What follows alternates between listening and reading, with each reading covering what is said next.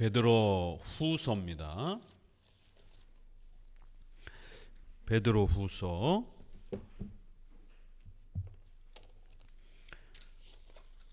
우리 책 440페이지. 베드로 후서의 저자는 베드로입니다.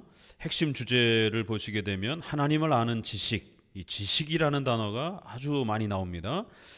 교리를 생각하라, 말씀을 생각하라, 이런 표현이 나오고요. 신의 성품에 참여라는 아주 독특한 표현이 나옵니다. 성령의 감동으로 만든 성경의 이 무호성에 대한 부분을 강조합니다. 이단, 거짓 교사의 주관적 해석, 이거를 아주 엄히 책망합니다. 또 재림, 천년, 최후 심판, 이 현세와 내세의 균형을 제시합니다. 성경 해석의 규칙으로서 억지로나 사사로이 해석하면 안 된다라고 소개합니다. 공적인 해석의 규범, 또 신조와 교리문답의 필요성을 소개합니다. 내용과 관련해서는 기독교 신앙이란 하나님을 아는 지식이다.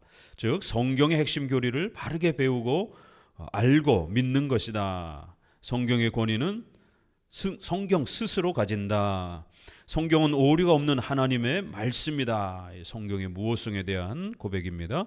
성경을 바르게 해석하는 규칙은 사사로이 주관적으로 억지로 해석하는 것이 아니라 공교회적인 공통된 신앙 고백에 기초해야 한다. 이단은 주관적인 자기 해석에 빠져서 성경에 무죄할 때 발생합니다. 거짓 교사들은 종말론과 같은 기독교의 핵심 교리들을 부정하거나 파괴합니다. 예수님의 재림은 성경에 약속되어 있습니다. 천년을 하루처럼, 하루를 천년처럼 통치하시는 하나님의 작정 속에서 재림은 이루어질 것입니다. 성도들은 재림을 의지하면서 하루하루 최선을 다해서 살아가야 합니다. 이러한 내용들이 핵심입니다. 가만히 보니까 성경의 권위와 성경 해석의 그러한 그 중요성을 강조하는 이런 부분이 아주 중심이 되어 있고요.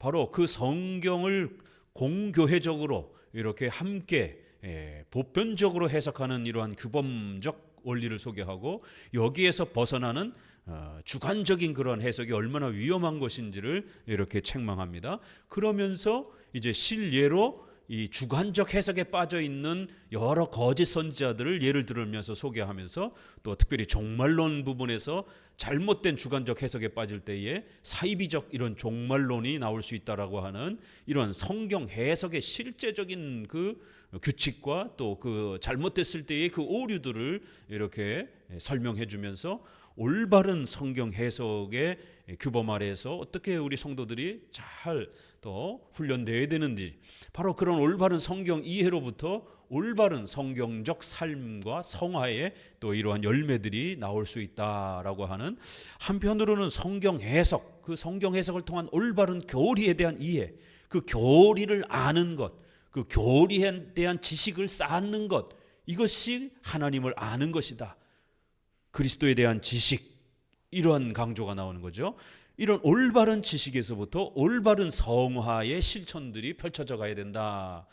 베드로서는 종말론에 대한 부분이 이렇게 소개되고 있지만, 실제적으로 그 종말론에 대한 그 주제는 그 자체가 중심은 아니라 성경 해석의 잘못된 그 주관적 해석의 사이비적 종말론을 소개하는 자들을 책망하기 위해서 예를 든 겁니다. 그래서 전체 베드로서의 중심은 올바른 성경의 이러한 권위에 대한 부분, 그 다음에 올바른 성경의 해석의 원리에 대한 부분, 그래서 이러한 올바른 성경 해석으로부터 우리가 어떻게 올바른 또 성화의 삶을 살아가야 되는지에 대한 성경 해석과 성도들의 성화의 이 중요성, 성화의 또 방향, 필요성, 이런 부분들을 소개하면서 베드로전서와 베드로후서 모두 성화에 대해서 상당히 많이 강조하고 있는 것을 봅니다. 핵심 구절들을 보게 되면 1장 8절에 우리 주 예수 그리스도를 알기에 게으르지 않고 열매 없는 자가 되지 않게 하려니와, 여기 전체 핵심이 다 나오죠. 그리스도를 아는 것, 안다라라고 하는 이런 독특한 단어가 나옵니다. 그리스도를 체험한다, 느낀다, 경험한다, 이런 단어 안 씁니다. 이 경건주의에서 줄기차게 쓰는 단어죠. 은사주의자들이 그런 표현을 많이 씁니다. 성령 체험을 해야 된다. 성령을 느껴야 된다. 이런 표현을 많이 쓰지만 정작 성경에서는 예수 그리스도를 알아야 된다. 예수 그리스도를 아는 지식에서 자라가라. 이 베드로후서에서 아주 중요하게 3장에서 결론으로 맺는 말씀이 예수 그리스도를 아는 지식에서 자라가라. 이런 표현을 씁니다. 1장 8절에도 그리스도를 알아야 된다. 그리고 바르게 알면 열매가 맺어진다. 이렇게 표현을 합니다. 올바른 교리적 지식으로부터 성화적 삶의 열매들이 이 연결이 된다. 이렇게 올바른 교리에서 올바른 삶과 성화와 열매가 나타난다. 이렇게 아주 중요한 내용이 담겨 있습니다. 21절 예언은 성경은 사람의 뜻으로 낸 것이 아니요 오직 성령의 감동하심을 입은 사람들이 하나님께 받아 말한 것이라. 베드로후서 2장 1절 거짓 선생들이 있으리라. 저희는 멸망케 할 이단을 가만히 끌어들인 자들이다. 3장 8절 종말론과 관련해서 이 거짓 선생들이 잘못 가르치고 있기 때문에 올바른 종말론을 이해하기 위해서는 주께는 하루가 1000년 같고 1000년이 하루 같은 이 한 가지를 잊지 말라. 너무 조급하게 종말을 쳐다보면 안 된다라고 이렇게 1000년과 같은 이러한 엄청난 긴 통치가 또 있을 수도 있다라고 이렇게 종말의 올바른 가르침을 소개합니다. 3장 16절 무식한 자들과 굳세지 못한 자들이 다른 성경과 같이 그것도 억지로 풀다가 스스로 멸망에 이르느니라. 이렇게 성경 해석을 잘못했을 때 어떤 일이 벌어지는가를 계속 거듭거듭 경고합니다. 자, 3항의 특징 부분을 보게 되면요, 첫 번째 베드로 전서와 후서의 특징. 베드로 후서의 저자에 대한 논쟁이 매우 심각합니다. 개혁주의는 베드로 전후서 모두 베드로의 저작으로 보지만 근래의 자유주의자들은 베드로 후서의 몇 가지 특징을 들어 베드로 저작에 반대합니다. 하지만 약간의 차이는 두 서신의 심각한 내용이 아닙니다. 전서는 유대교적 문체와 구약을 30일 정도 사용합니다. 구약을 상당히 많이 사용하죠. 후서는 헬라적 문체가 훨씬 강합니다. 구약을 5회 정도로 작게 사용합니다. 그러니까 베드로 전서는 좀 투박하고 유대교적인 구약적인 어떤 그 표현법이라든가 이런 게 강해요.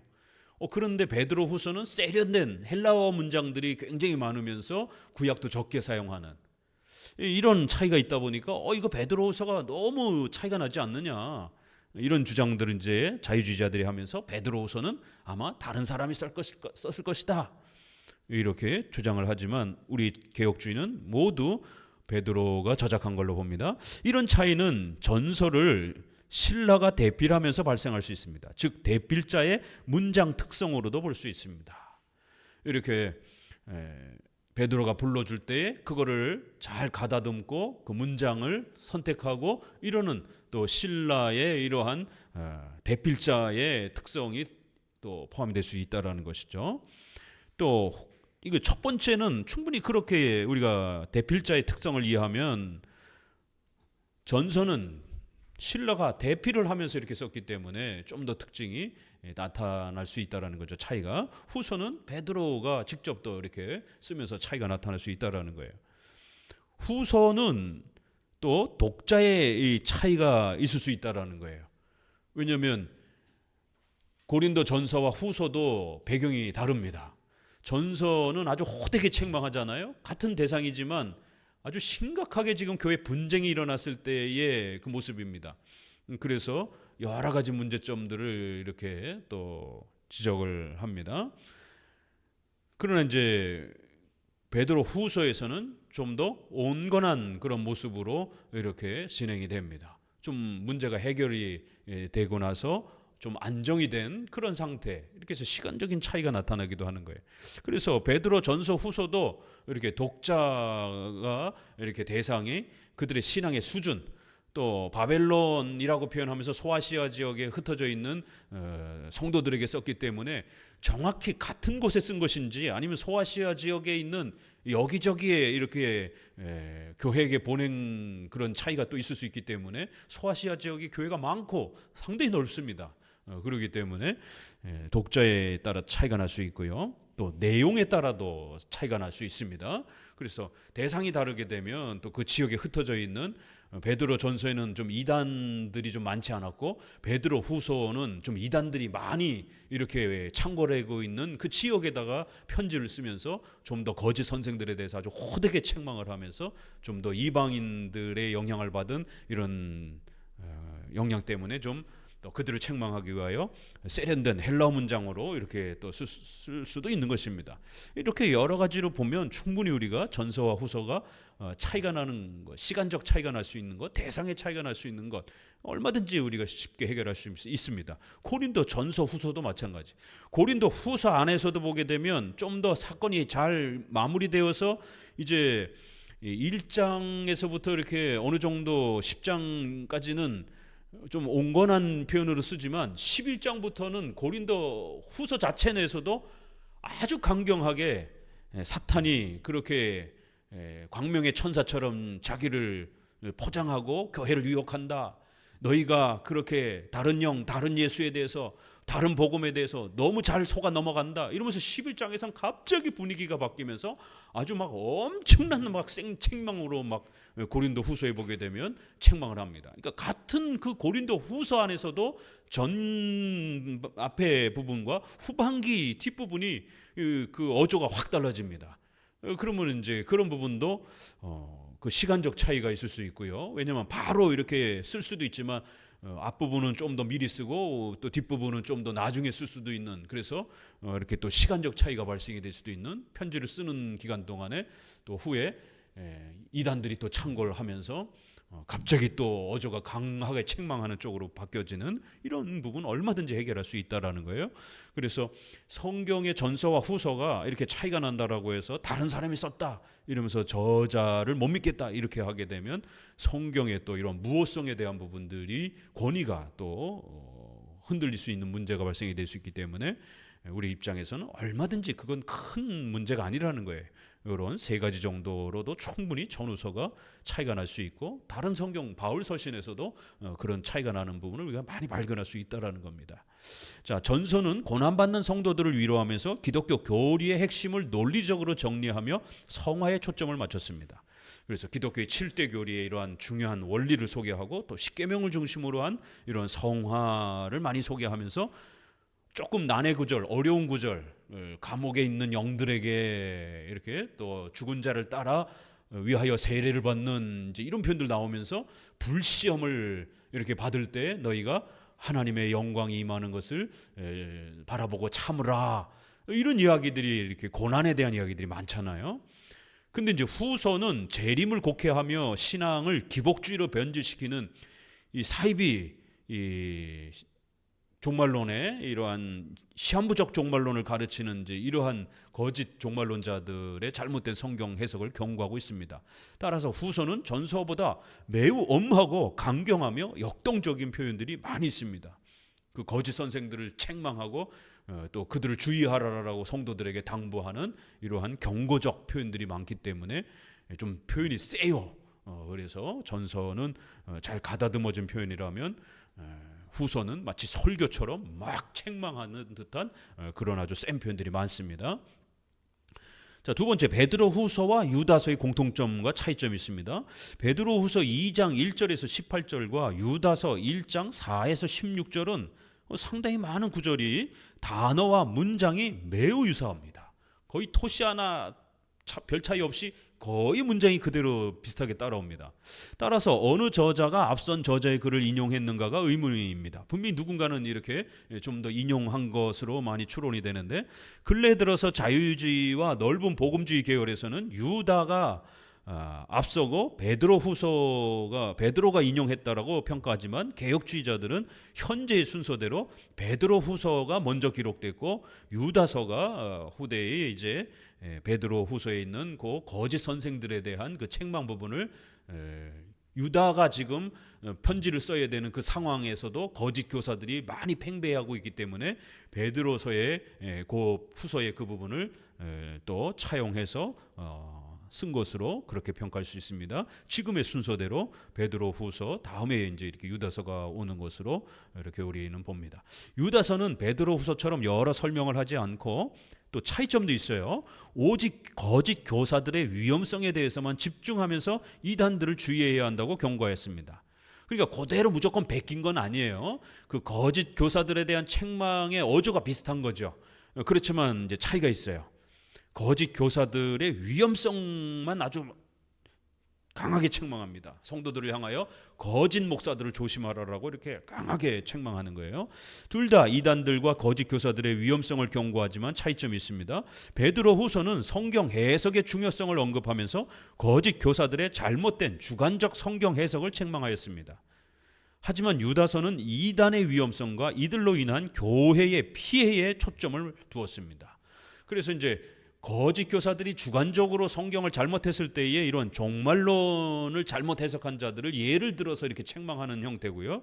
유다서는 이 거짓 목사들 때문에 교회가 얼마나 큰 피해를 입었는지에 대해서 교회가 엄청난 타격을 받은 것에 대해서 좀 더 많이 강조하는 게 또 차이가 있습니다. 자, 세 번째, 베드로후서의 독특한 표현들. 1번, 기독교 신앙은 성경의 교리를 아는 것, 이렇게 아는 것, 지식, 이런 단어가 많이 나옵니다. 베드로후서는 성경의 권위, 성경의 해석, 성경의 교리를 매우 강조합니다. 이 성경의 교리를 배우고 기억하며 생각하며 사랑하며 신뢰하며 아는 것을 신앙으로 소개합니다. 이런 단어가 굉장히 많이 나와요. 이게 기독교입니다. 성경의 교리를 배우고 기억하고 생각하며 사랑하며 신뢰하며 아는 것으로 이렇게 소개합니다. 이게 기독교인 거예요. 1장 2, 3, 5, 6, 8, 12, 14, 20, 2장 10절, 12, 20, 21절, 3장 3, 5, 16, 18 3장 전체에 이런 표현들이 나옵니다. 많은 구절에서 안다 이런 표현. 그래서 에피그노세이 이렇게 해서 이게 knowledge라고 하는 단어인데 이 그노스라고 하는 단어를 이렇게 지식 안다라고도 이렇게 많이 쓰지만 에피라는 이 접두어를 붙여가지고 할 때는 좀 더 강조적인 그런 느낌이 있는 겁니다. 그래서 단순히 이러한 정보적인 어떤 이러한 지식 수준이 아니라 그보다 더 깊은 그러한 인격적인 또 우리 안에 우리 전 삶에 녹아드는 그러한 지식의 성격을 좀 더 강조할 때에 접두어를 붙여가지고 에피라는 단어를 써서 같은 이 지식이라는 단어인데 안다라는 단어인데 일반적으로 평범하게 쓰는 그노스라고 하는 이 단어보다는 더 깊은 친밀한 그러한 신뢰 아주 더 깊은 암을 좀 더 이렇게 강조하는 그러한 표현으로 에피라는 이러한 단어를 씁니다. 이게 이제 영어로나 한글로 번역될 때는 이게 우리 단어가 부사나 형용사 정도로 꾸며줘야 되는 것밖에 못합니다. 번역을. 단어가 없으니까. 그렇지만 헬라어는 그런 접두어를 붙이는 거예요. 에피, 그노세이 이렇게 해가지고 그럼 이걸 직역으로 번역하면 하나님에 대한 더 위대한 지식 뭐 이런 식으로 형용사를 붙일 수밖에 없는 거예요. 어떤 단어가 없으니까 하나님에 대한 깊은 지식 뭐 이런 식으로 하나님에 대한 친밀한 지식 이렇게 그 이제 그렇게 말을 자꾸 붙이게 되면은 번역이 많아지니까 그냥 일반적으로 안다라는 단어와 그냥 또 여기서 말하는 독특하게 이 교리에 대해서 그리스도에 대해서 알아야 된다라고 했을 때에 이 안다라는 단어가 헬라어에서는 이렇게 차이가 있습니다. 그렇지만 번역에서는 그냥 다 안다. 영어에서도 그냥 날리지라는 정도만 그냥 이렇게 표현하기도 합니다. 그래서 헬라어를 보면은 그런 또 차이가 나타납니다. 그래서 교리를 하나님을 아주 깊이 아는 단순한 정보적인 어떤 수준의 알미 아니라 하나님을 아주 깊이 신뢰하면서 우리가 그 교리에 대한 지식을 가슴에 담는 그런 어떤 모습이 기독교라는 겁니다. 하나님을 아는 지식, 성경은 교리다. 교리를 아는 것이 신앙이다라는 표현은 종교개혁자들이 기독교를 정의할 때 가장 즐겨 사용했던 문장입니다. 칼빈은 제네바 교리문답 1문에 인간의 삶의 제일된 목적은 무엇입니까? 답, 하나님을 아는 것입니다. 많고 많은 단어 중에 하나님을 아는 것입니다. 이렇게 표현을 한 거예요. 그런데 오늘날 경건주의자들은 뭐라고 표현해? 하나님을 느끼는 겁니다. 은사주의자들은 하나님을 체험해야 됩니다. 그 성령이 우리를 만져주셔야 된다. 성령의 임파테이션의 은혜를 누려야 된다. 이 순복음교회라든가 오순절파들이 성령의 임파테이션의 이러한 은혜가 역사한다라고, 뭐 임파테이션이라고 하는 잘 알지도 못하는 단어, 성령이 만져주신다라는 거예요. 이 단어가 다릅니다. 우리 장로교에서는 그런 단어 즐겨 쓰지 않습니다. 굉장히 삼위일체와 관련해서 굉장히 위험한 그런 어떤 느낌을 줄 수 있는 단어란 말이에요. 성령이 우리를 어떻게 만져요? 만진다라는 그 느낌이 벌써 뉘앙스가 달라진단 말이에요. 아주 그 성령 운동을 대표하는 그런 단어로 이렇게 구성이 되잖아요. 만져주신다 그러면 막 뒤집어지고 막 쓰러지고 막 떨고 막 이런 식으로 그 단어를 채용해서 쓴단 말이에요. 그렇지만 우리는 성령께서 감화, 감동, 조명하시고 우리를 인도하신다, 이렇게 표현을 합니다. 아는 지식, 아는 것이다, 이렇게 느끼고 체험하는 게 아니라 하나님을 아는 것이다, 이렇게 말한 거예요. 그리고 종교개혁자들은 성경의 교리를 바르게 알고 배우기 위해서 성경 교리의 요약인 신조, 교리문답 등을 만들어 성경을, 교리를 바르게 알 수 있도록 그렇게 또 도와주는 것입니다. 왜? 기독교는 하나님을 아는 지식이기 때문에, 그리스도를 아는 교리에 대한 지식이기 때문에 성경을 요약적으로, 교리적으로 핵심을 요약해서 빨리 가르쳐 줄 필요가 있다는 것이죠. 그래서 교리문답을 신속하게 빨리 배우는 게 그렇게 중요하다는 겁니다. 자, 2번 신의 성품에 참여라는 1장 4절에 아주 독특한 단어가 나와요. 이 단어 때문에 교회사 속에 아주 엄청난 논쟁이 있었습니다. 신의 성품에 참여하는 자, 우리 한글 번역에는 이렇게 되어 있는데요. 놀라운 표현이 베드로 후서에 나타납니다. 이 표현이 무엇을 말하는 것인가에 대한 논쟁이 있습니다. 이 문장은 신성한 성품에 참여하는 자, 뭐가 달라졌죠? 개정판에 어떤 단어가 바뀌었죠? 신성한이라고 단어가 바뀌었어요. 자, 새 번역에는 하나님의 성품에 참여하는 사람. 새 번역과 한글판은 비슷해요. 하나님의, 신의 성품에. 근데 개정판으로 넘어가면서는 느낌이 확 달라집니다. 신성한 성품에 홀리 개념이 들어와 버리는 거예요. 그렇죠? 신성한 이래 버리니까 홀리, 영어로 표현하면 홀리, 거룩해지는 것 같은 어떤 이런 단순한 느낌이에요. 우리가 거룩해져가는 어떤 이런 걸 강조한 건가? 홀리한 상태로 우리가 더 성장한다. 신성한 성품. 또 아니면 하나님의 그러한 일부 속성에 우리가 또 좀 더 닮아간다, 이런 뜻인가? 신성한 성품, 그러니까 영어로는 divine 이렇게 해서 홀리보다는 디바인이라는 단어가 신적 이럴 때 조금 더 고급스러운 단어예요. 홀리는 좀 보편적으로 많이 편안하게 쓰는 단어고, 그러니까 divine nature 이렇게 해서 그 킹 제임스 번역에도 보게 되면 또 NIV에도 보면 divine nature 이렇게 해서 조금 고급지게 쓰려고는 했어요. 그 영어 번역에도 신적 성품에 이런 느낌이 납니다. 그런데 우리 번역의 개정판에는 홀리 느낌이 확 나버렸어요. 신성한 성품에. 이게 이제 신학자들이 번역하는 신학자들이 신학의 토대가 어떠냐에 따라서 이 문장을 바라보는 느낌인 번역에서 나타나는 겁니다. 우리가 어떻게 하나님께 참여해? 이건 말이 안 된다. 그러니까 신의 성품에, 하나님의 성품에, divine nature 이렇게 표현하면은요, 하나님께 우리가 참여한다, 이런 느낌이 강한 겁니다. 우리가 하나님과 함께한다, 우리가 하나님께 참여한다, 이런 강한 느낌이 나요. 그러니까 이제 자유주의 계열의, 복음주의 계열의, 경건주의 계열의 이제 이런 사람들은 어떻게 우리가 신에게 참여해? 이건 말도 안 돼. 그러니까 이거는 그냥 성도가 거룩해져 간다, 이런 뜻일 거야. 그래서 홀리 개념으로 바꿔놔 버린 거예요. 이건 수준이 확 떨어져 버렸습니다. 물론 이 단어도 맞을 수는 있어요.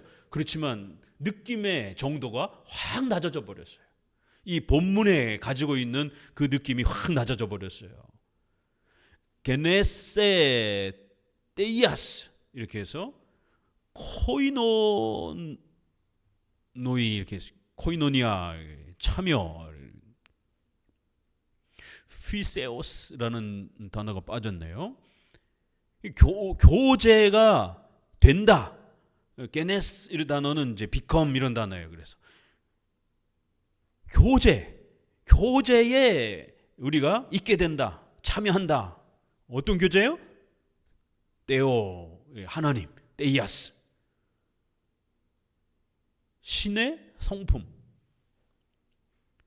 피세오스라고 하는 단어가 추가돼야 돼요. 신의 성품에 코이노니아, 참여하는 자가 된다라는 거예요. 그 여기도 보니까 신의 성품 이런 단어인 겁니다. 데이아스, 신에게 참여한다 이런 뜻, 이런 느낌이 강한 겁니다. 자, 이 문장을 줄여서 신화, 신자에다가 변할 자 써서 신처럼 변한다 이렇게 번역하고 표현할 수가 있어요. 한문으로 이렇게 줄여서 신화된다. 신처럼, 우리 인간이 신처럼 된다라는 번역으로 나올 수 있는 거예요. 이 단어가 신의 성품에 참여한다, 신처럼 되어진다, 이런 단어의 뉘앙스가 나오는 단어입니다. 그러니까 번역자가 개정판에서는 거룩해진다라는 단어 느낌으로 확 줄여버린 겁니다.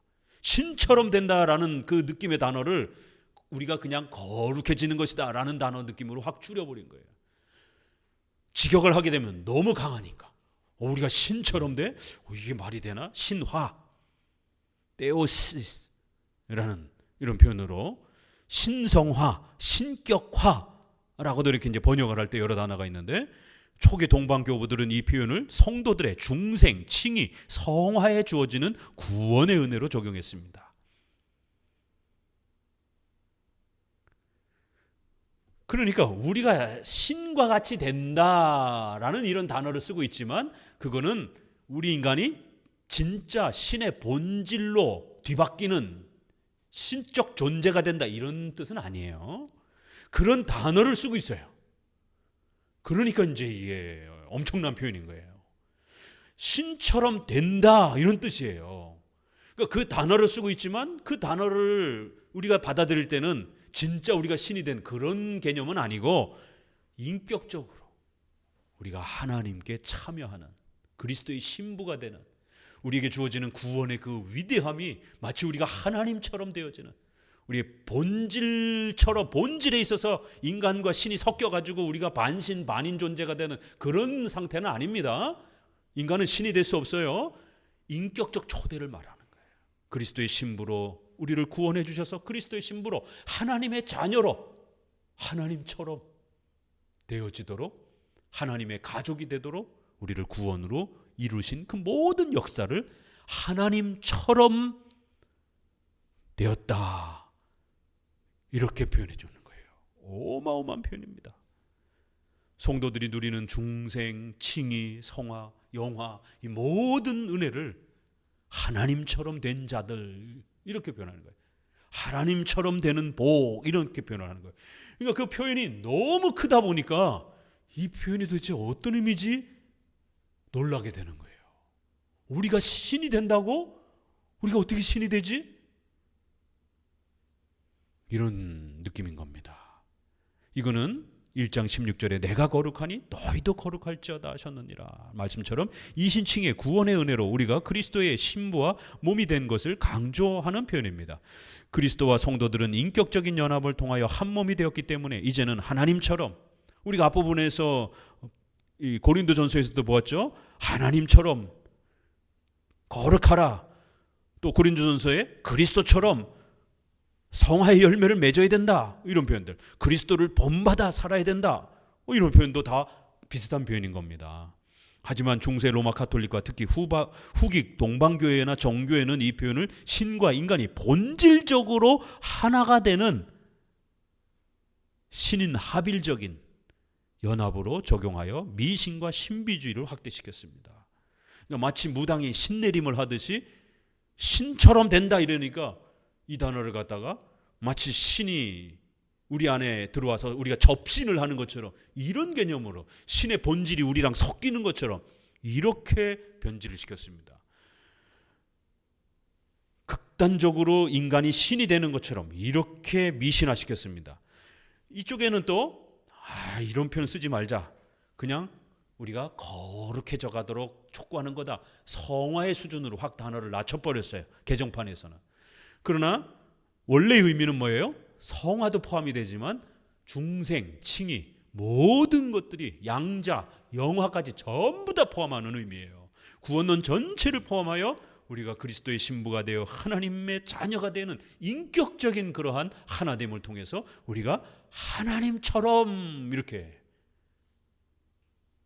하나님의 자녀로서 신부로서 되어진 자들이다, 이런 강조 표현입니다. 고린도후서 3장 18절에도 보면 성령에 의해서 우리가 그와 같은 형상으로 변화되리라, 그리스도와 같은 형상으로 변화되리라, 그리스도처럼 되어질 것이다. 성경에는 이런 비슷한 표현이 많이 있어요.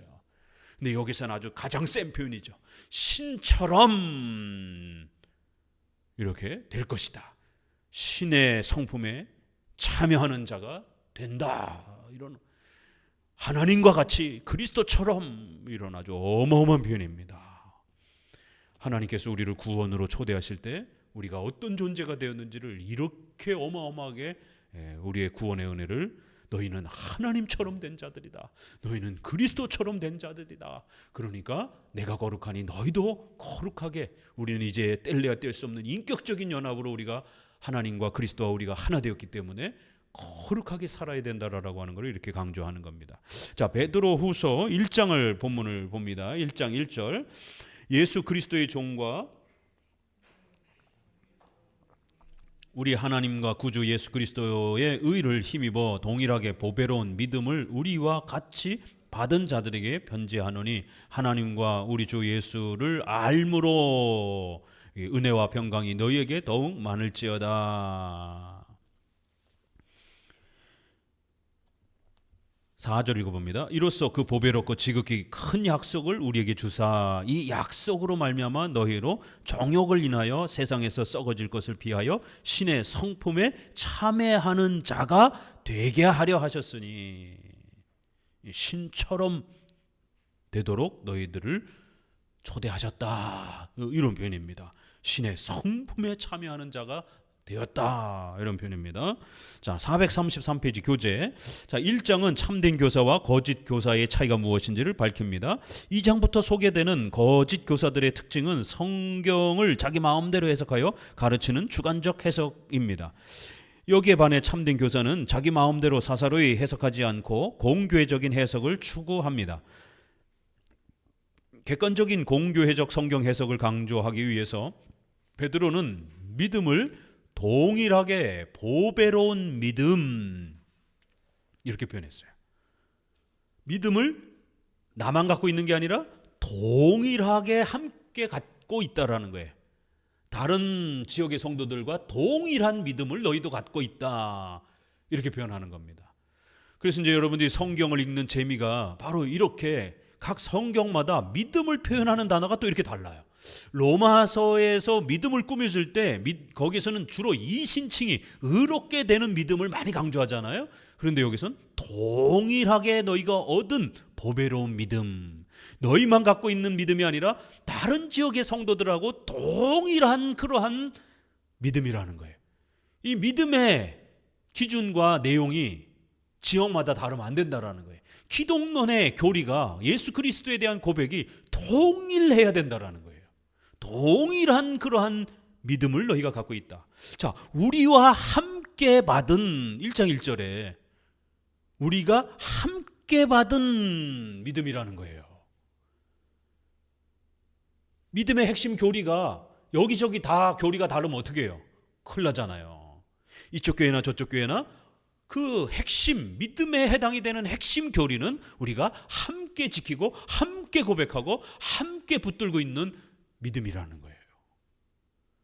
믿음의 일치성, 신앙 고백의 통일성을 강조하는 표현이 1장 1절에서부터 이렇게 나오는 겁니다. 전체 교회가 고백하는 보편적 교회적인 신앙 고백을 강조합니다. 이 믿음의 내용은 하나님과 우리 주 예수를 아는 것, 이렇게 표현합니다. 아는 것이다. 신론과 삼일체 예수 그리스도 이성 일인격에 대한 교리를 공교회적으로 보편적으로 함께 소유해야 된다는 거예요. 신앙이란 신비 체험이 아니라 성경의 교리를 바르게 알고 사랑하는 것입니다. 이 신앙은 그의 신기한 능력으로 생명과 경건의 모든 것을 우리에게 주셨으니, 3절 말씀처럼 하나님의 절대 주권을 통해서 만들어 주시는 겁니다. 그의 아주 신기한 능력, 하나님의 아주 전지전능한 능력, 성령 하나님의 불가항력적인 능력으로 그 경건을 우리에게 주셔서 우리가 얻은 거라는 거예요. 어디 여기 인간의 신인 협력주의가 들어갑니까? 전지전능한 하나님이 강력한 은혜로 우리에게 그 구원을 주셔서 우리가 그 경건을 얻게 되었다는 거예요. 이 은혜는 신의 성품에 참여하는 1장 4절입니다. 영광스러운 복입니다. 즉 예수님의 신부와 몸이 되며 의롭게 되어 하나님의 자녀가 되는 구원의 은혜를 말하는 겁니다. 그리고 이 구원의 은혜는 5절부터 8개로 소개가 되는 전인격적인 삶의 열매를 맺는 성화의 단계로 나아갑니다. 베드로는 칭의와 성화의 은혜를 신의 성품에 참여하는 은혜로 감격스럽게 표현합니다. 자, 8개가 뭔가 한번 5절부터 우리 성경 읽어봅니다. 같이 시작. 이러므로 너희가 더욱 힘써 너희 믿음의 덕을, 인내를, 인내의 경건을, 경건의 형제 우애를, 형제 우애의 사랑을 공급하라. 항상 문맥의 해석이 이렇게 중요한 거예요. 신의 성품을 뚝 떨어뜨려 놓고 해석하면 이게 막 미신적인 무슨 막 접신처럼 막 이렇게 오해할 여지가 있죠. 그러나 그 신의 성품에 참여하는 자는 어떤 것이라고요? 바로 이런 거라는 거예요. 바로 너희가 믿음으로써 여기에 참여하는데, 그 믿음에는 덕이 만들어지고, 덕이 쌓이게 되면 성경에 대한 더 많은 교리적 지식이 쌓이게 되고, 그렇게 되면 우리 성도들이 교리적인 올바른 교리를 많이 쌓게 되면 절제하게 된다라는 거예요. 십계명을 여러분 많이 알면 알수록 욕심을 줄이면서 죄를 멀리하게 되는 절제를 갖게 된다라는 거예요.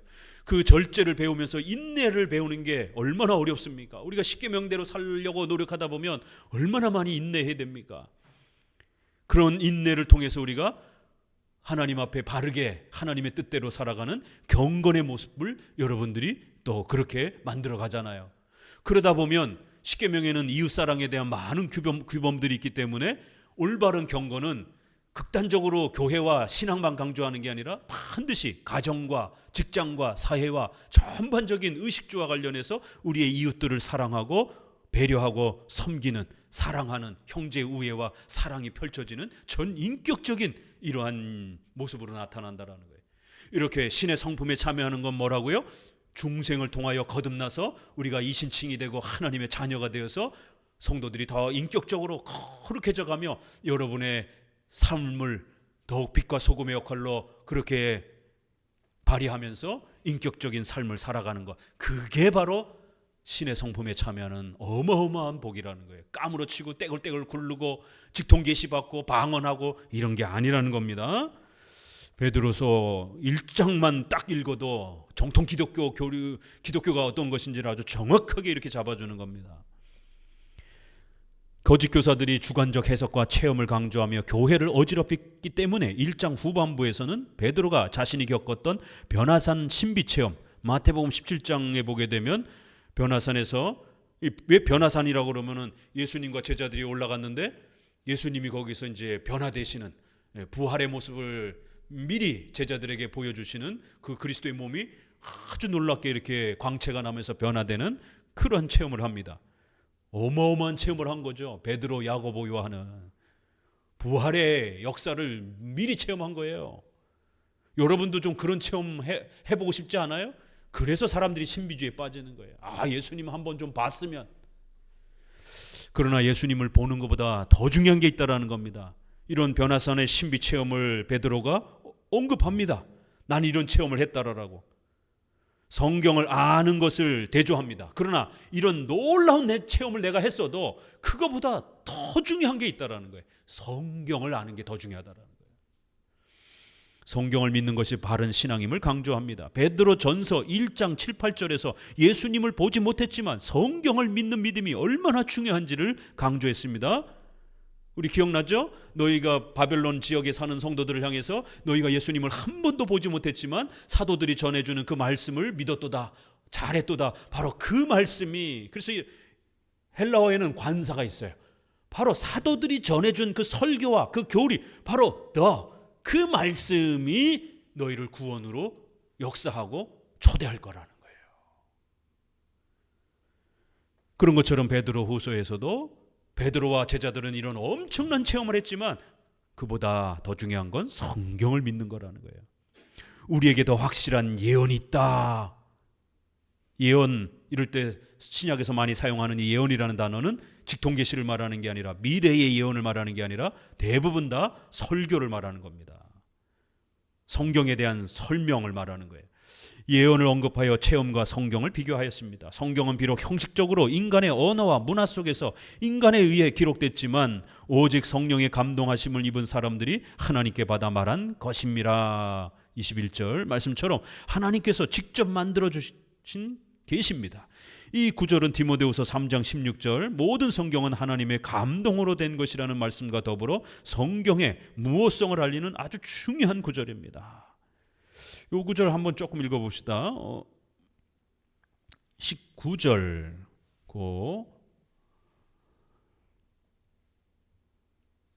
17절부터 읽어봅니다. 17절 지극히 큰 영광 중에서 이러한 소리가 그에게 나기를 이는 내 사랑하는 아들이요 내 기뻐하는 자라 하실 때 저가 하나님 아버지께 존귀와 영광을 받으셨느니라.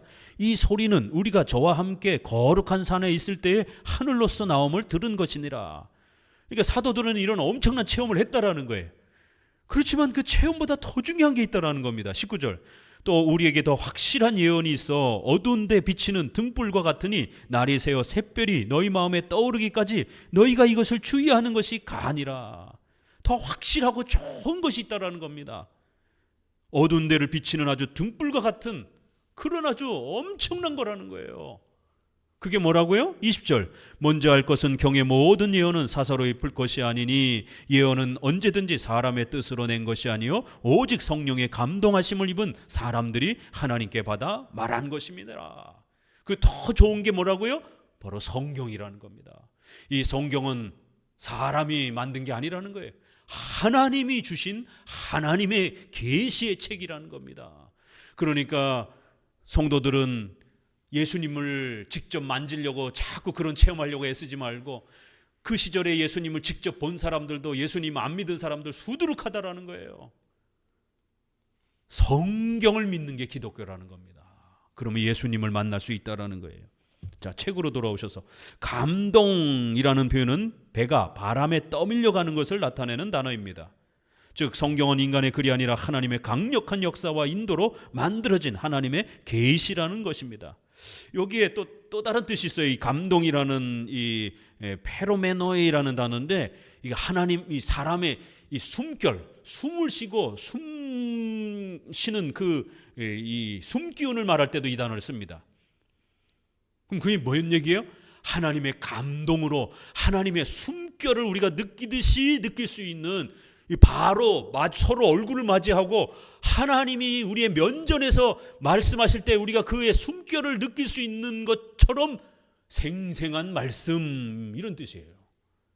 바람의 강력한 그 영향에 의해서 배가 움직여지는 것처럼 인간이 그렇게 하나님의 강력한 역사에 의해서 기록한 말씀, 이런 뜻도 되는 거고요. 성경이 지루하다고요? 성경이 재미없다고요? 성경을 읽고 배우면 하나님의 말씀하시는 그 숨결을 우리가 그 면전에서 직접 느낄 수 있는 어마어마한 생동감이 있다는 겁니다. 왜요? 성경은 그렇게 하나님이 주신 거기 때문에.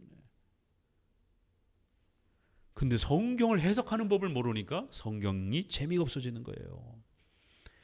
성경 해석을 제대로 배우면 하나님의 면전에서 우리가 그 하나님을 대하는 생동감이 나타나는 겁니다. 성경의 신적 권위를 강조하기 위해서 베드로는 먼저 할 것은 성경의 모든 예언은 사사로이 풀 것이 아니라는 거예요. 이 사람의 뜻으로 낸 게 아니라는 겁니다. 하나님이 만들어준 거라는 거예요. 이 구절은 성경의 출처, 즉 기원에 대해서도 강조하는 표현으로도 볼 수 있습니다. 하나님으로부터 온 거라는 거예요, 성경은. 그러나 킹 제임스 성경을 보시게 되면 The scripture is of any private interpretation. interpretation이라는 단어가 있어요. 이 성경 해석이라는 단어거든요. 킹 제임스 성경에는 약간 그 의역이 됐어요. 어떠한 개인적인 사적인 성경 해석에 의해서는 안 된다라는 거예요. 앞에 부정문 노가 붙어 있기 때문에 어떤 성경도 개인적인 사적인 해석으로 그렇게 되어져서는 안 된다라는 거예요. 인터프리테이션이라고 하는 아주 해석이라는 단어로 확 바꿔줬어요. 이게 성경은 하나님으로부터 온 것입니다. 이러한 사사로이 인간으로부터 온 게 아닙니다. 하나님으로부터 온 것입니다. 이런 출처를 표현하는 헬라어의 그런 느낌입니다. 기원.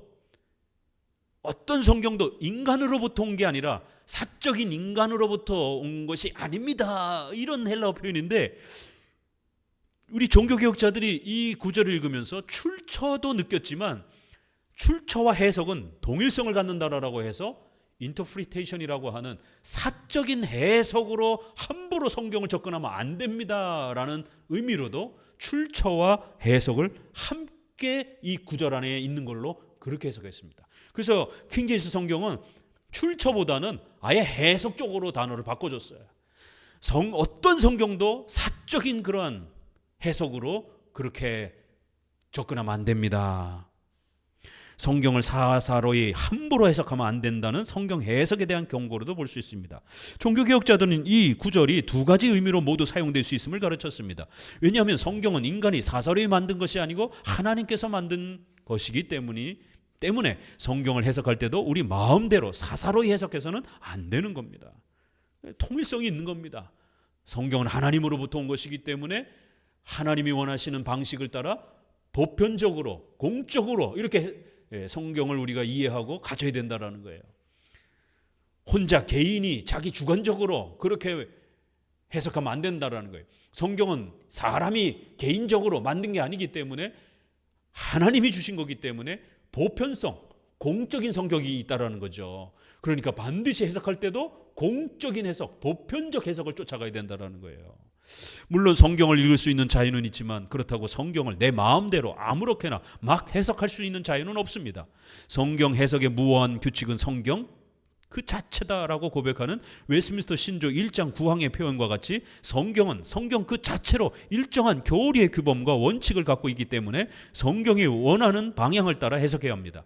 장로교는 이런 해석의 원칙을 주관적인 사사로운 해석이 아니라 공교회적인 객관적 해석이라고 말합니다. 그리고 장로교 목사가 서역하고 지켜가야 하는 객관적인 해석의 규범은 웨스트민스터 신조인 것입니다. 자, 우리 로마서 12장 3절을 한번 읽어보세요.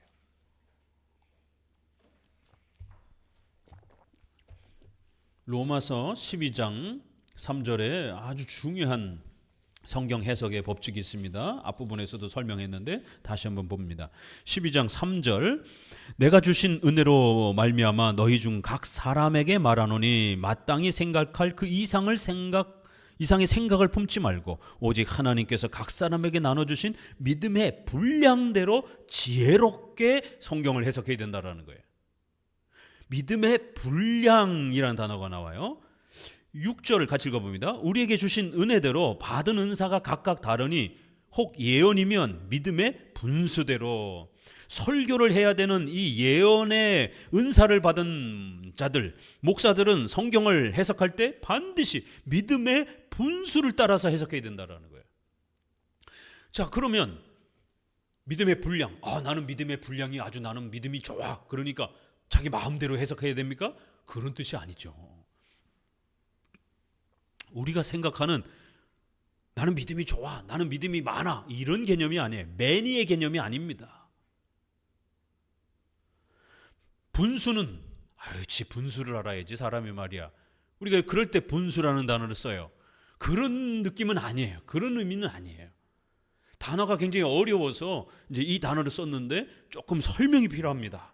이 단어는 이게 분량이라고 이제 하는 것은 영어에서는 measure이라고 하는 단어를 쓰는데 이게 many하고는 좀 다른 단어예요. 이게 왜 메트로놈 하잖아요. 왜 우리가 음악에서 메트로놈이 뭐예요? 똑딱 똑딱 박자 그 맞춰주는 그걸 메트로놈이라 그래요. 그 메트로놈이라는 이제 이 헬라어의 이 단어가 이제 아날로기한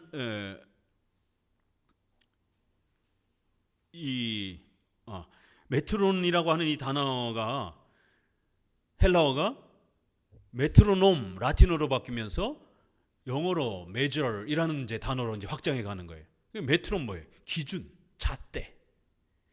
믿음의 분량, 믿음의 중요한 기준과 잣대를 중심으로 해서 해석하라는 거예요. 자기 마음대로 막 해석하면 안 되고 믿음의 우리가 공통적으로 유지하는 우리 기독교가 유지하는 7대 교리라고 하는 이 성경의 핵심, 우리의 믿음의 교리의 핵심이 되는 잣대, 기준을 넘어서서 해석하면 안 된다는 거예요. 믿음의 잣대에 맞춰서 해석하라는 거예요. 분량, 분수는요. 이건 아날로기안이라고 하는 이제 헬라어 단어인데 이거는 아날로지라고 하는 영어 단어로 이제 넘어가요. 이 아날로지라는 단어가 에너지 또 프로포션이라는 단어로 또 많이들 번역을 하기도 합니다. 그럼 프로포션 뭐 부분, 전체에 비해서 부분, 또 비율, 대비 이런 단어예요. 이게 아날로지는 유비, 비례 이런 단어예요. 우리가 생각하는 분수는 좀 보편적으로 편안하게 쓰는 아주 좀 낮은 표현법이고 한문에도 이 분수라는 단어의 깊은 의미는 비례, 유비, 대조 속에서 대비 속에서 이런 느낌의 고급 의미가 있습니다. 그러면 성경을 해석할 때 목회자들은 반드시 믿음의 중요한 원칙들을 잣대에 맞춰서 해석해야 되고 분수는 뭐예요? 그 7교리를 서로 대비, 대조, 비례해서 서로 조화해서 유비, 같은 종류끼리 비교해가면서 7대 교리에 어긋나지 않도록 그렇게 비율, 전체는 항상 부분에 맞춰서 부분은 항상 전체의 조화, 대비, 비율에 맞춰서 7대 교리가 깨지지 않도록 7대 교리가 조화되는 비율 속에서 유비 관계 속에서 그렇게 해석해야 된다는 거예요. 이거를 조직신학에서는 성경 유비의 원칙, 신앙 유비의 원칙, 유비라는 말을 쓰는 겁니다. 유비, 같은 종류끼리 비교하면서 성경을 해석해야 된다는 거예요. 성경은 성경 그 자체로 성경을 해석하기 위해서 고대의 근동의 문학을 가져오고 1세기의 신약의 1세기의 로마 문화를 가져오고 이런 게 아니라 구약과 신약 그 자체에서 설명해 주는 성경의 설명을 들어야 된다는 거예요. 성경은 성경 그 자체로. 그래서 성경 유비, 창세기를 설명하기 위해서는 반드시 히브리서, 로마서를 그 같은 종류끼리 비교를 하는 거예요. 66권 전체를 같은 종류끼리 같은 단어, 같은 문장이 있으면 서로 종류를 비교해가면서 이쪽 단어가 조금 문장이 좀 흐릿하면 더 뚜렷한 문장을 비교 대조해가면서 이 뜻이 그런 뜻이구나. 해석을 찾아내 주셔야 돼요. 자, 신앙유비, 우리 신앙의 7대 교리가 핵심 교리입니다. 어떤 해석을 할지라도 7대 교리가 어긋나게 해석하게 되면 7대 교리를 벗어나서 해석하게 되면 이단이 되는 겁니다. 그건 자기가 발견한 해석이 돼버리는 거예요. 2000년 동안 사도신조를 중심으로 해서 지켜왔던 7대 교리, 신앙의 핵심 교리랑 서로 비교 대조하면서 그 비례 관계 속에서 유비, 신앙의 7대 교리를 조화시키면서 해석하라는 겁니다. 신앙유비, 성경유비. 이걸 다른 말로 모든 성경, 오직 성경, 토타 스크립출라, 솔라 스크립출라 이렇게도 표현했던 겁니다. 여러 표현으로. 이렇게 1장에서는 성경의 권위, 또 그 다음에 그 성경의 해석은 절대로 개인 마음대로 막 자기 그냥 막 생각대로 막 해석하는 것이 아니라 성경의 핵심적 그러한 신앙의 잣대, 핵심적 교리적 기준들, 또 성경 전체를 서로 유비관계 속에서 비교하면서 그렇게 해석해 가셔야 된다는 거예요. 이런 해석을 빨리 배우려면 어떻게 해야 되겠어요? 성경이 너무 방대하잖아요. 그러니까 요약된 교리문답 신조를 가지고 공부해야만이 성경 전체를 빨리 한눈에 그 핵심을 파악할 수 있는 거예요. 그 핵심을 파악하고 성경을 읽게 되면 이게 그런 뜻이구나라고 이해가 되어지고 잘 깨달아집니다. 그러나 핵심 규칙이 내 안에 없으면 도대체 이 말이 뭔 뜻인가? 이걸 어떻게 내 삶에 적용해야 되는가? 그러니까 교리 문답 신조는 내비게이션과 같은 안경, 이제 종교개혁자들은 그래서 안경이라는 지도 이런 표현을 많이 쓰고, 오늘 우리에게 비교하면 마치 내비게이션처럼 우리가 먼 지역을 갈 때 그거를 잘 찾아가도록, 성경을 우리가 길을 잊어먹지 않도록 성경의 올바른 해석을 잘 찾아갈 수 있도록 우리의 방향을 이끌어주는 내비게이션과 같은 역할을 해주는 겁니다. 그렇기 때문에 교리 공부 안 하고 신조 공부 안 하고 성경 읽는다? 100% 다 자기 멋대로 해석하는 겁니다. 자, 1장, 2장을 이제 또 한번 읽어봅니다. 베드로 후서 2장 어떻게 시작하는가 봅시다. 그러나 민간에 또한 거짓 선지자들이 일어났었나니 이와 같이 너희 중에도 거짓 선생들이 있으리라.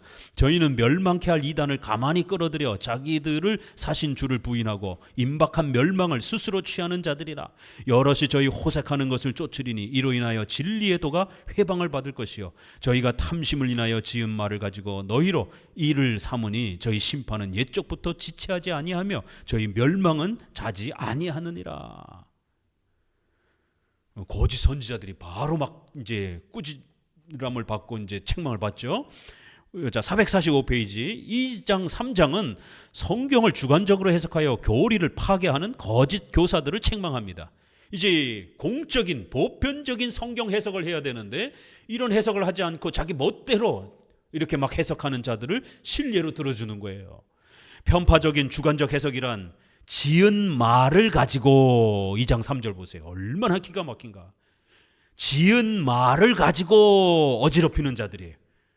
지은 말, 성경을 자기 멋대로 지어서 해석해가지고 그거를 이게 성경의 뜻이다 이러면서 사람들을 미혹하는 거예요.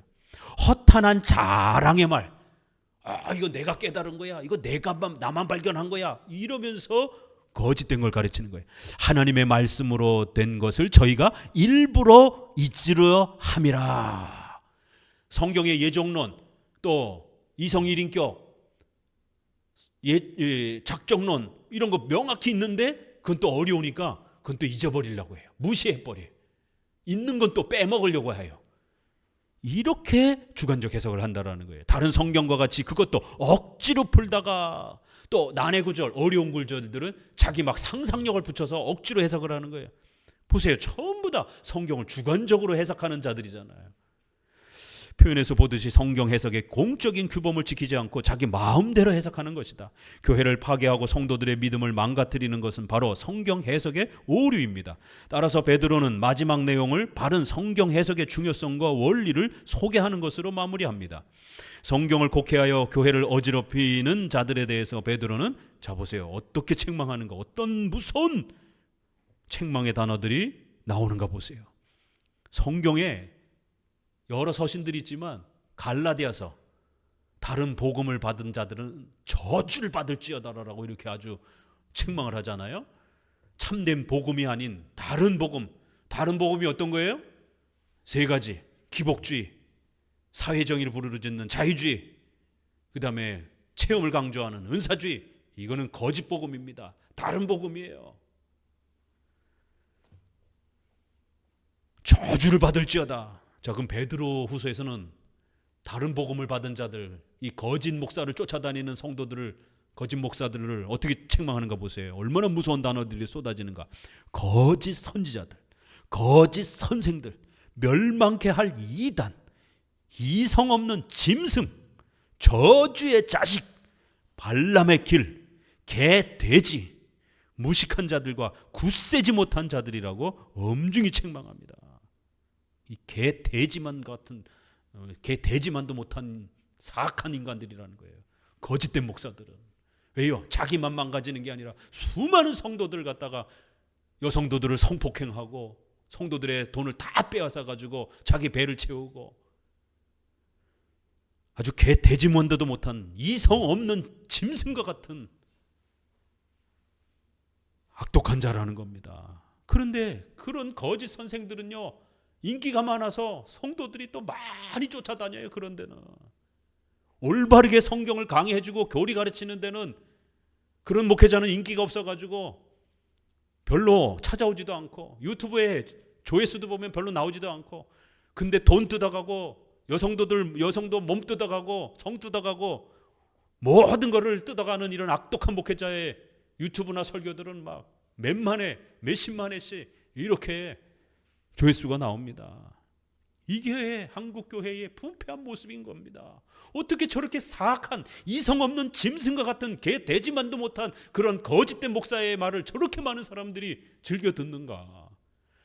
그러면 목사도 개 돼지만도 못한 이성 없는 짐승과 같은 자이지만 그런 설교를 듣고 있는 성도들은 어떤 겁니까? 개 돼지만도 못한 성도가 될 수 있는 거예요. 정말 죄송합니다. 그러나 이거 제 욕이 아니라 베드로 후서가 이렇게 변하는 겁니다. 읽어봅시다. 12절에.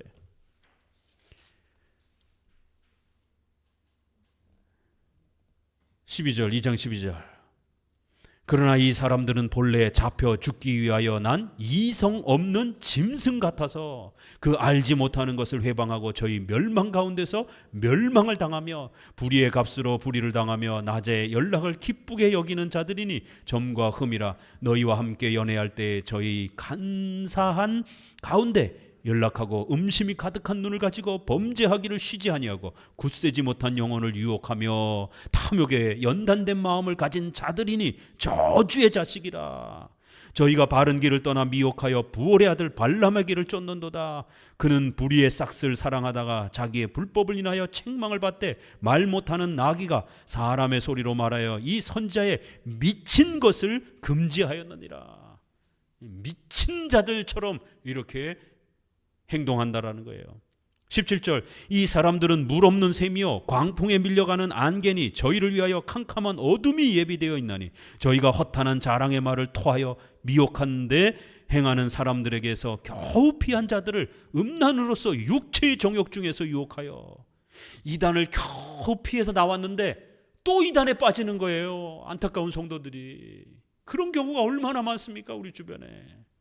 19절. 저희에게 자유를 준다 하여도 자기는 멸망의 종들이니 누구든지 진 자는 이긴 자의 종이 됨이니라. 사이비 교주한테 결국 종이 되어서 노예처럼 살게 될 거라는 거예요. 그 사이비 교주들은 자유를 준다라고 하면서 복 준다라고 하면서 이렇게 속이는 거예요. 그렇지만 결국에는 사이비 교주의 종노릇하게 된다라는 겁니다. 20절. 만일 저희가 우리 주 대신 구주 예수 그리스도를 알므로 세상의 더러움을 피한 후에 다시 그 중에 얽매이고 지면 그 나중 형편이 처음보다 더 심하니라. 믿음이 조금 자라가는 것 같더니만 이런 사이비에 빠지게 되면 아주 심각해진다라는 거예요. 21절. 의의 도를 안 후에 받은 거룩한 명령을 저버리는 것보다 알지 못하는 것이 도리어 저희에게 나으니라. 참되게 안 게 아니라 이제 막 설교를 듣고 이제 막 조금 이제 성경의 가르침들을 이렇게 배우다가 결국 사이비로 빠지게 되면 차라리 설교를 처음부터 안 들었으면, 역설적인 표현인 거죠. 풍자적인 표현인 거죠. 차라리 저런 미친 데에 사이비 데에 안 빠졌을 텐데.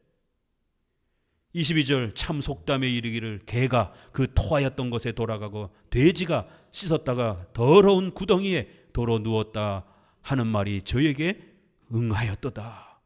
개 돼지가 그렇게 토하고 다시 거기 가서 또 뒹구는 것처럼 성도들이 그렇게 이단 사이비에서 빠져나왔다가 또 결국 이단 사이비에 빠져가지고는 자신의 삶 전체를 망가뜨리는 그런 불쌍한 모습으로 살아간다라는 거예요.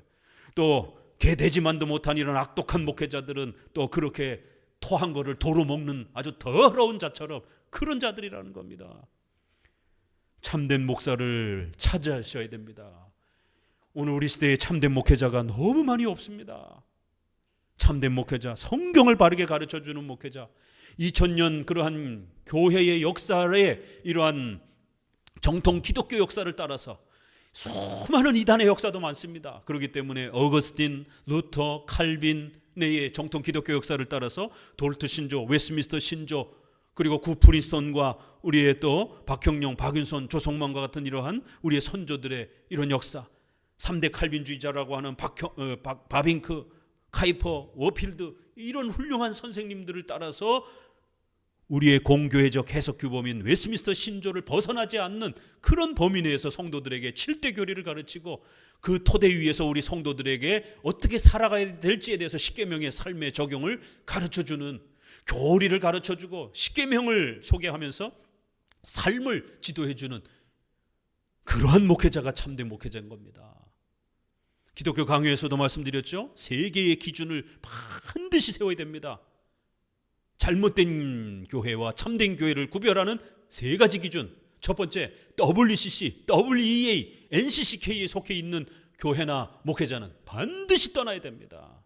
예수님 외에도 구원이 있다라고, 타종교에도 구원이 있다라고 하는 종교 혼합주의를 표방하는 단체입니다. WCC, WEA, NCCK. 두 번째, 신사도 운동하는 교회. 샤머니즘과 미신에 빠지는 이러한 모습으로 사람을 망가뜨립니다. 이성을 가지고 있는 인간을 갖다가 이성적인 생각은 아주 비성경적이고 믿음이 없는 것처럼 취급하면서 이성을 차단하고 하나님의 음성을 듣고 그렇게 감각으로 인간이 살게 만듭니다. 이성을 접어들고 살게 만듭니다. 그럼 어떤 일이 벌어지겠습니까? 몰상식한 인간이 됩니다. 이성을 놓고 살게 되면. 신사도 운동하는 교회.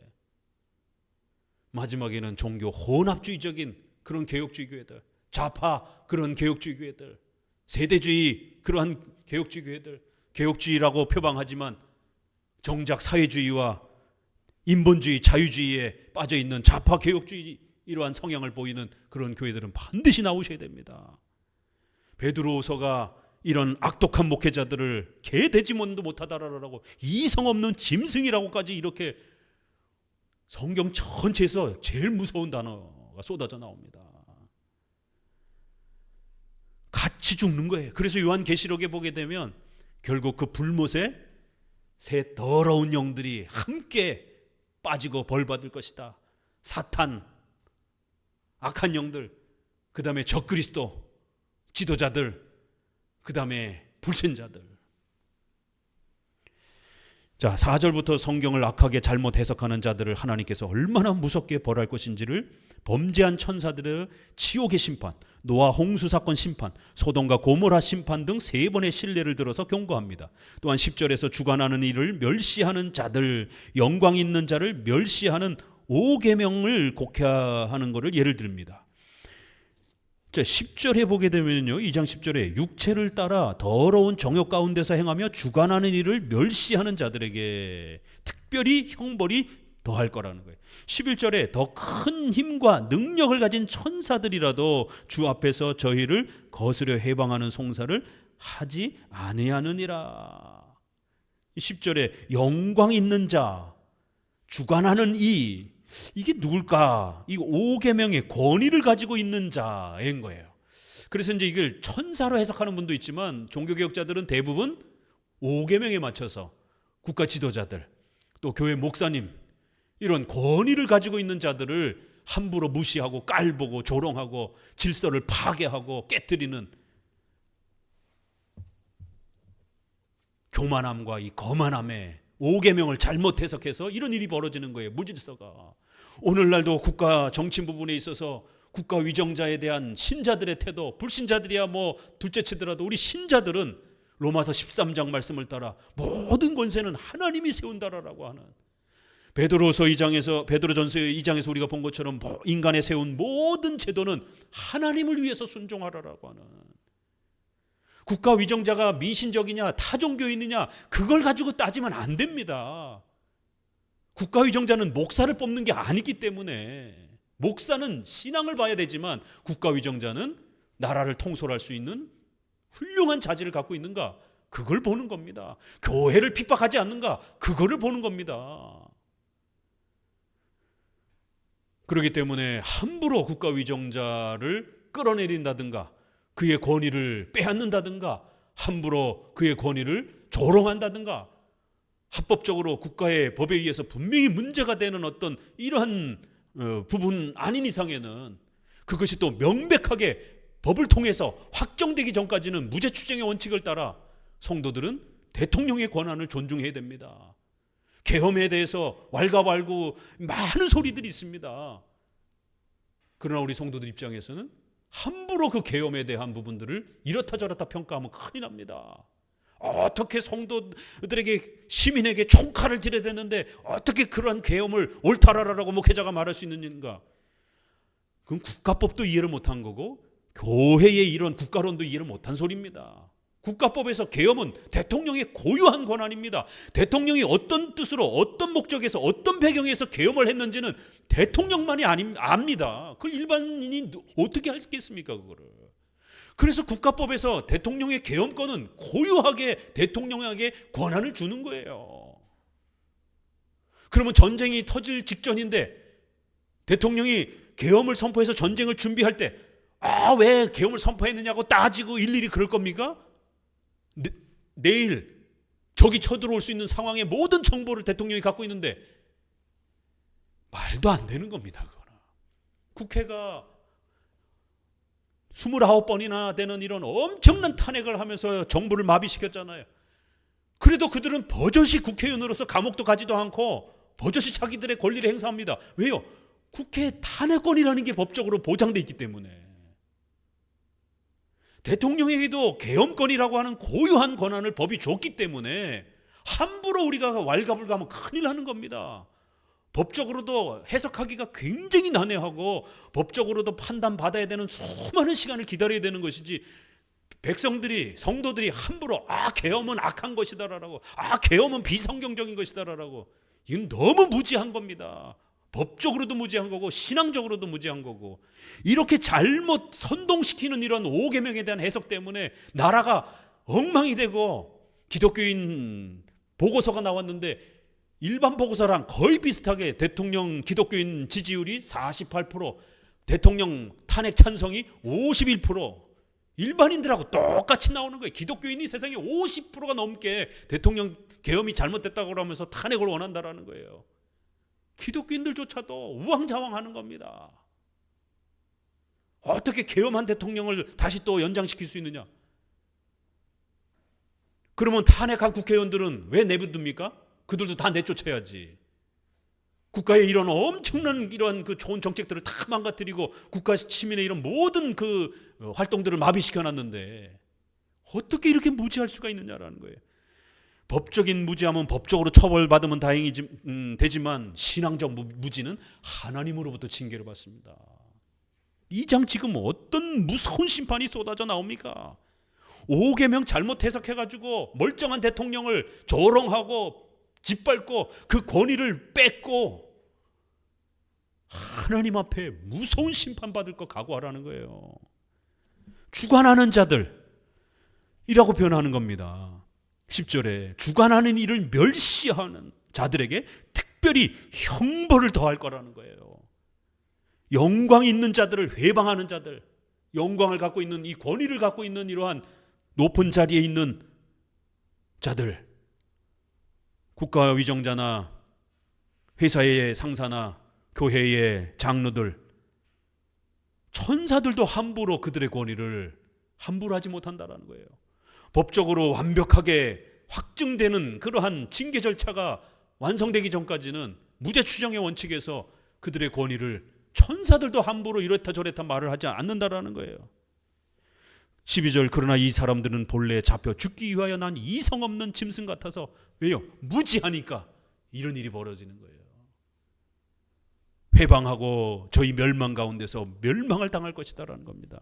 자, 5계명을 잘못 해석했을 때 이런 일이 벌어지고요. 19절에서는 자유를 준다 하여도 라고 언급하여 10계명 자체를 무시하는 무율법주의를 또 비판합니다. 즉 죄에서 자유를 마치 모든 삶에서 책임으로부터 자유로 곡해하여 무질서를 조장합니다.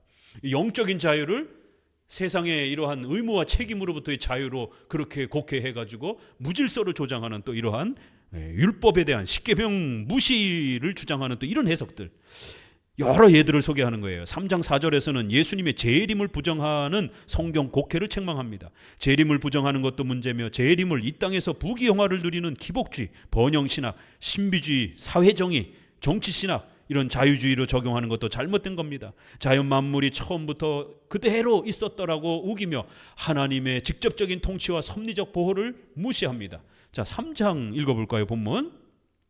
사랑하는 자들아, 내가 이제 이 둘째 편지를 너희에게 쓰노니, 읽어보세요. 이 둘로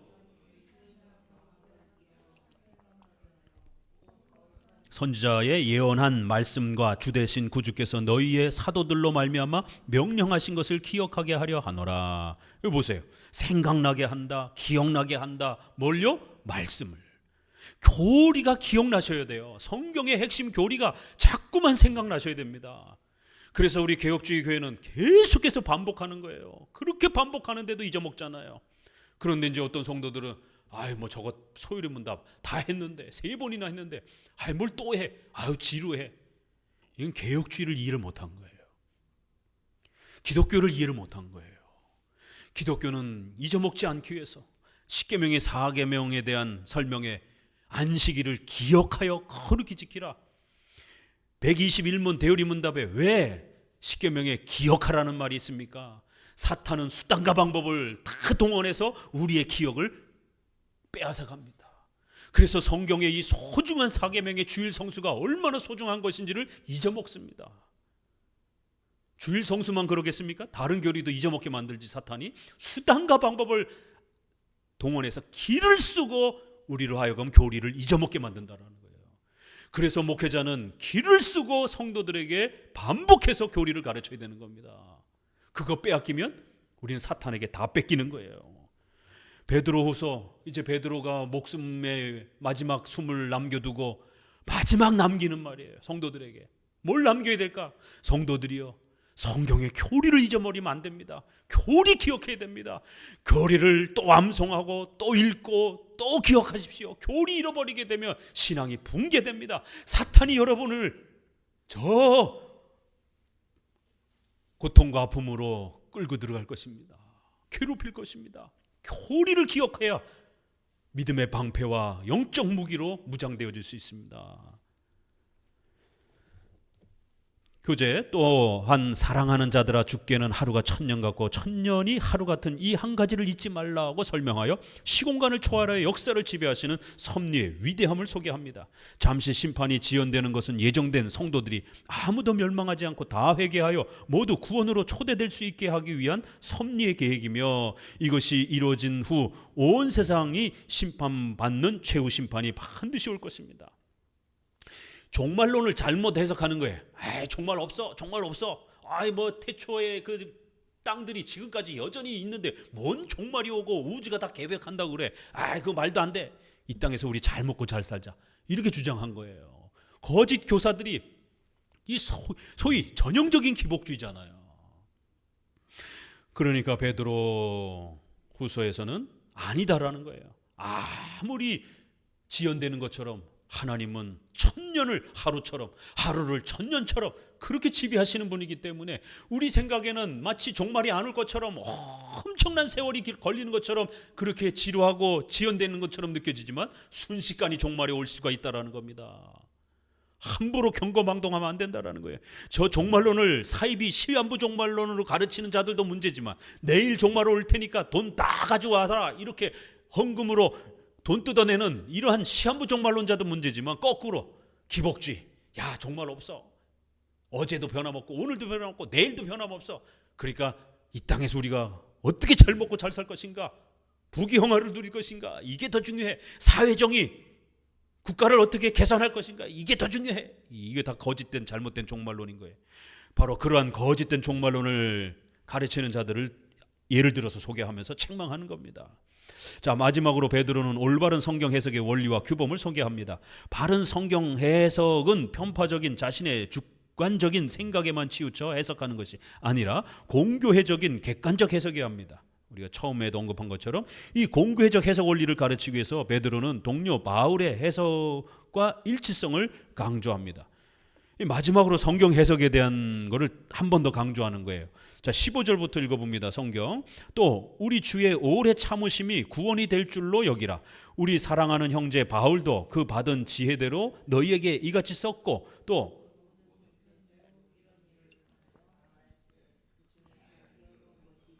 무식한 자들과 굳세지 못한 자들이 다른 성경과 같이 그것도 억지로 풀다가 스스로 멸망에 이르느니라. 18절. 오직 우리 주 곧 구주 예수 그리스도의 은혜와 저를 아는 지식에서 자라가라. 영광이 이제와 영원한 날까지 저에게 있을지어다. 결국 바울의 해석과 자신의 해석이 일치하고 있음을 말합니다. 베드로와 바울의 해석이 각각 서로 다르면 누구의 해석을 따라야 합니까?